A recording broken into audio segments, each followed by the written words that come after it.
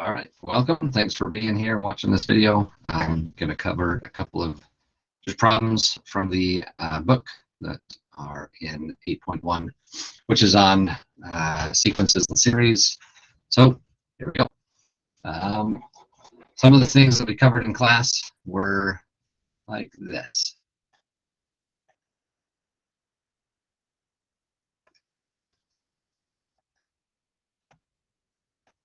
Write the first, let's say, 4 terms of the sequence where the nth term was given.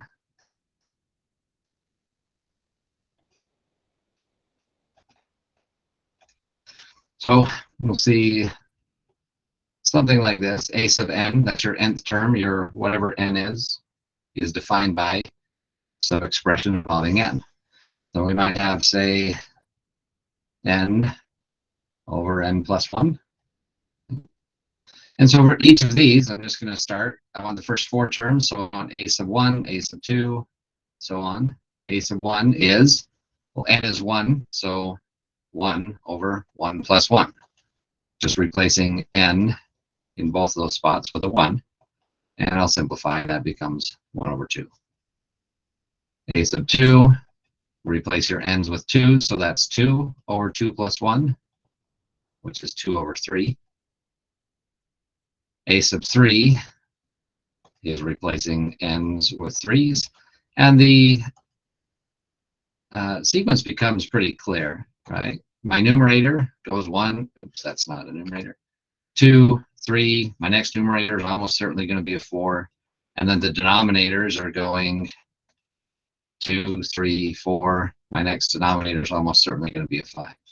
So sometimes these become quite clear after just a few. Sometimes they're not as easy, but if it's A4, I'm just going to check by plugging in 4, 4 plus 1, and that does indeed equal that 4 over 5 that I predicted. Right? And so, obviously, if they said, what are the next 6 terms, right, we can just plug it in. It's going to be 5 over 6, and then 6 over 7, and then 7 over 8. We can see that, and so on. Some of them are not as easy to see that way. 2n minus 1 over n squared plus 2n. Each of these, my numerator and my denominator, just defined by these functions. So if I want to find each of them, I'll start a1.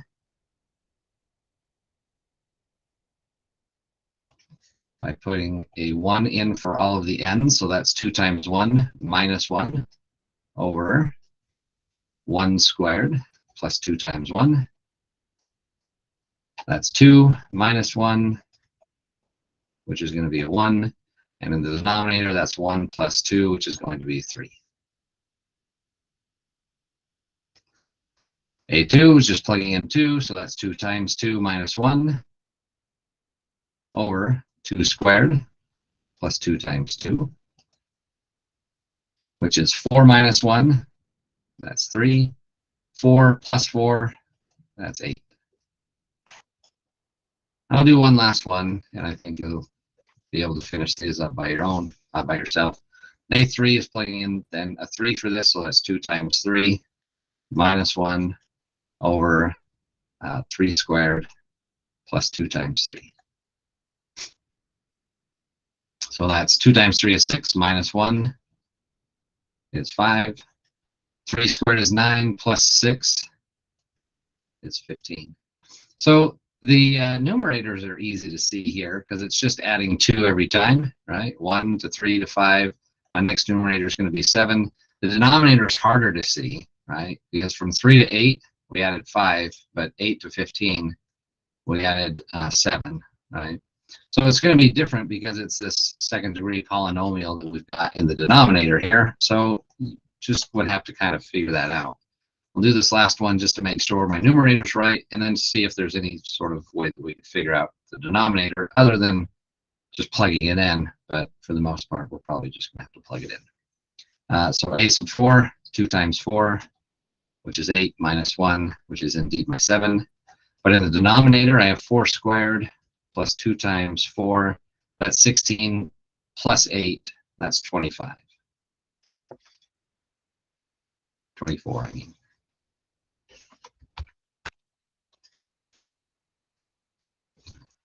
Well, those are harder to see, right? And so sometimes you can, and if you work at this long enough, you'll probably be able to. You could also say that denominator is n times n plus 2. And you can see that each of these, 4 times 6 is 24. 3 times 2 more than 3 is 5, so 3 times 5 is 15. 2 more than 2 is 4, so 2 times 4 is 8, and so on and so on. So you can sort of see some sort of pattern there. But again, it's hard to predict the next one without actually working it through. So we saw those. We also then said, what if we are given a sequence and we have to write the general term, the above when they said a sub n equals, that's their general term. So what if they gave us something like, let's say, -2, 6, -18, 54, and so on. Well, in each of these, there's a multiple of -3. If I take -2 and multiply it by -3, I get 6. If I take 6 and multiply it by -3, I get 18, and so on and so on. So it's going to be -3, but I'm starting at 2, right? So there's a few ways to do this. One way, right? This is not the only way. You might come up with another way. Is I'm going to end up with a 2, right? So I'm going to have a 2. But I also, in order to take care of this negative, positive mumbo jumbo, I can take that -1 and put it in as -1 to the n, right? That way, if n is 1, that's -1 to the 1 is -1 still. If n is 2, -1 squared goes positive, right? But I also have a multiple of 3 every time, but the multiple of 3 doesn't appear. My very first number is not divisible by 3. So I have to take that into account by saying that I've got this 3, but I'm going to go n minus 1 with it. That way, if n is 1, the power over 3 is 1 minus 1, which is 0, so it doesn't appear. But in the first one, it does appear. And if n is 2, that's 2 minus 1, right? So this would be perfectly acceptable, this guy right here. That you could also rewrite this, and you can convince yourself that this is true if you like. But I can write this as a negative on the outside, and then a -3 to the n minus 1, and then times 2. Or I could even put the 2 out here and call it just -2. Right? That's the same thing. But let's prove that we're right here. If I take a sub 1, well, that's -1 to the 1 times 2 times 3. Uh-oh, that's not helpful. There we go. Times 3 to the 1 minus 1. Right? But -1 to the 1 is -1. Then there's times 2. The 1 minus 1 is 0, so that's just 3 to the 0, but that's 1, so that's -2. A sub 2 gives me -1 to the 2 times a 2 times a 3 to the 2 minus 1 power to the 1 power. So that's -1 but squared, so that's just a positive 1. Multiplied by my 2, multiplied by 3 squared, which is 9, so this gives me a positive. Sorry, that's not 9, and I got distracted for a second. 2 minus 1 is 1, so this is a 3. So this over here is my 6. And you can go through and show that the rest of those are right, but know how to do that. Go from a sub n to a couple of terms, or there's a couple of terms, know how to write a sub n. And then we talked about sigma notation as well. So sigma notation is that capital Greek letter. It looks like that. In the book, they've got these little serifs, the little break-offs. If you're writing it, you can just do that. That doesn't look very good, but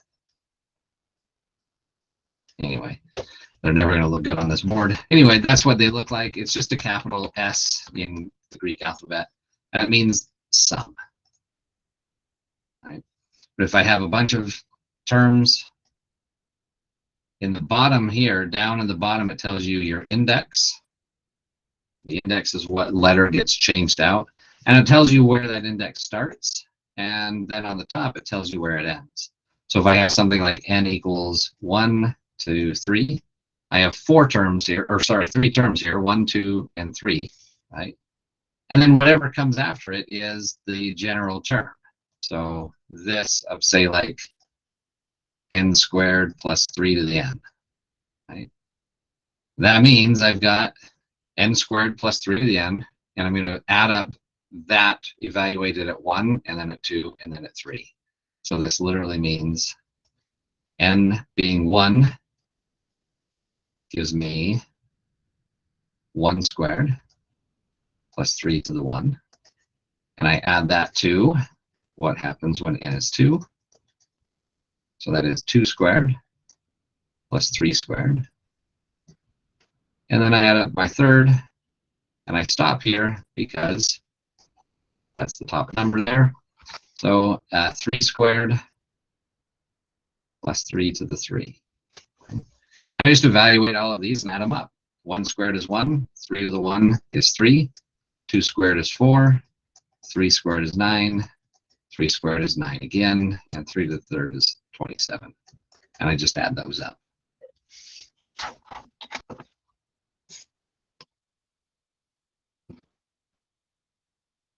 And then, of course, know how to go backwards with that.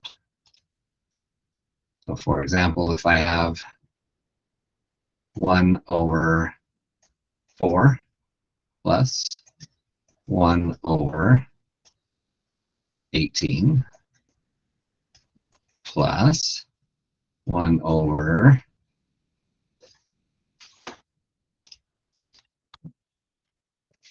48 and 1 over 100. And that goes on forever. If it goes on forever, then my sigma is going to go from, if I choose my index to be n, doesn't matter, could be k, could be w. Let's do k just for the fun of it. I'm going to start at 1, and then I'm going to go up to infinity. And I might not be at 1. I might, as I get through this, figure out, well, you know what, maybe I don't want to start at 1. It might be easier to start at 2 or something like that. But I have to figure out what's going on with these denominators. The numerators are easy. At the end, I'm going to have 1 over something, but I have to figure out this pattern between 4, 18, 48, 100, and so on and so on, right? And so I'll notice here that this guy is, like, 4 is just 2 times 2, but 18 is 2 times 9, which is 3 times 3. All right, something maybe. 48 is 2 times 24. 24 is 2 times 12, and 12 is 2 times 6. I don't know why I wrote 3.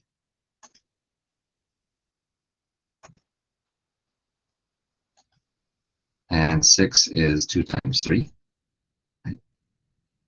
And then 100, let's say, is 10 times 10, which is 2 times 5, and 2 times 5. Right.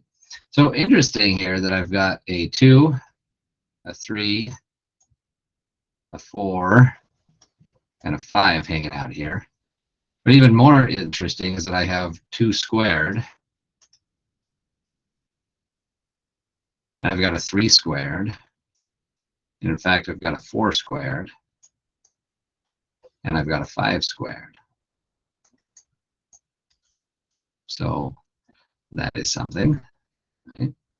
And then if I kind of ignore those squares for a minute, what else is happening in here? But I've got a 2 aside my 3 squared. So I'm going to rewrite these all. I'm going to just scooch down a little bit because this is getting a little bit hairy and ugly. But I'm going to rewrite each of these. This is 2 times 3 squared. This ends up being 3 times 4 squared. This ends up being 4 times 5 squared. And I see a pattern here. If I call this 1 times 2 squared, That looks like a pattern to me. So in my sigma notation, I am going to start this at 1. Call this k equals 1 to infinity. This is n equals 1. This is n equals 2. My denominators, this is n equals 3, and this is n equals 4. And so this is obviously n, and this is n plus 1 squared.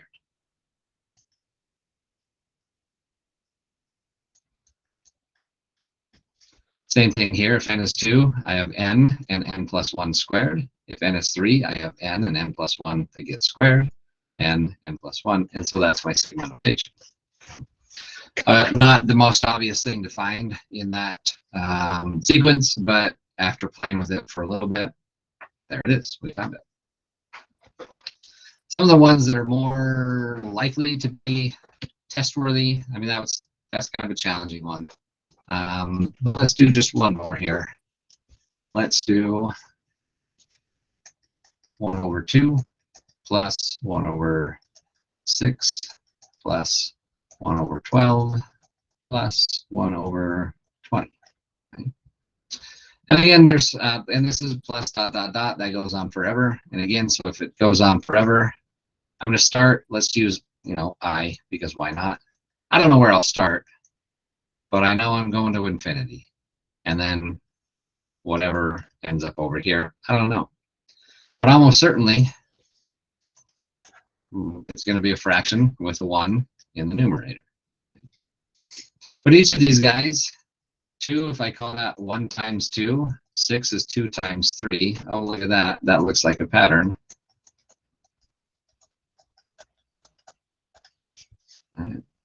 There it is. This is going to be very similar. It's just going to be n times n plus 1. And that one is fair game to be on the final. So we don't have any tests after this on material other than just the final exam. So anyway, those are those. The last thing in this section was recursively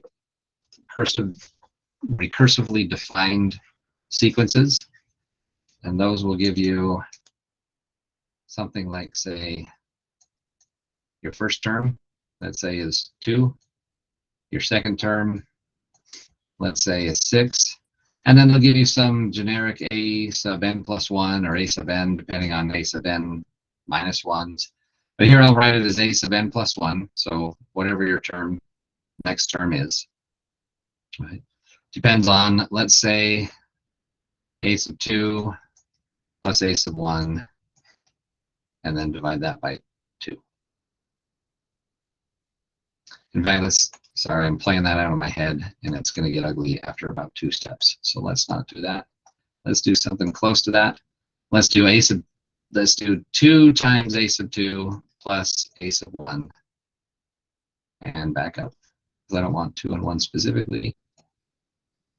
I want 2a sub n plus, let's say, 4a sub n minus 1 divided by 2. That ought to be all right. So if I play this out, I want to find the next couple of terms. Let's do a sub 3 and a sub 4, and I'll let you play around and find a sub 5 and a sub 6 if you like. But a sub 3 means that n plus 1 is 3. So n plus 1 is 3. That means n is 2, and n sub minus 1 is 1. So a sub 3 depends on a sub n, which is a sub 2, and 4 a sub n minus 1, which is a sub 1. So I've got 2 times a sub 2, which was given to me as 6, plus 4 times a sub 1, which is 2, and then divide that all by 2. 12 plus 8 is 20. Divide that by 2, and I've got 10. So a sub 3 is 10. And then a sub 4 is, well, if n plus 1 is 4, then n is 3, and n minus 1 is 2. And so this is 2 a sub 3 plus 4 a sub 2 all over 2. And so I get 2a sub 3, so 2 times a sub 3, which was 10, plus 4a sub 2, which was 6, all over 2. So that is 20 plus 24. And I get 22. So play that one if you like. Keep going with it. Oh, because I can math. You're probably screaming at me. That would be 10. 6 times 4 is 24. And therefore, this is 34. Divided by 2 is 17. Kudos if you saw that mistake before I did. If not, no biggie. But anyway, there it is. That's 8.1. Some additional problems from it. So, all right. Thanks for being here. Have a good one.